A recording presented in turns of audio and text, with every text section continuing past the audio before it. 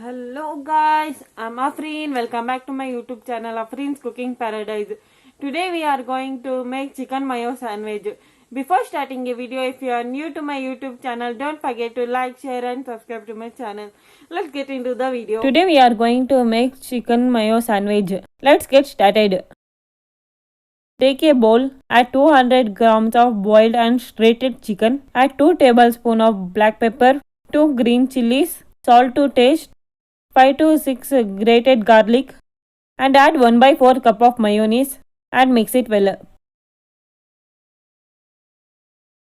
Take a 2 slice of bread and cut all the edges of the bread slice and apply the chicken mixture on the bread and spread it evenly.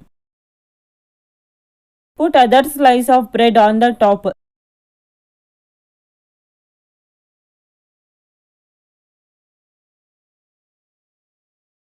And it's ready to serve. If you don't want to eat like this, you can toast the bread and again take a 2 slice of bread and spread chicken mixture.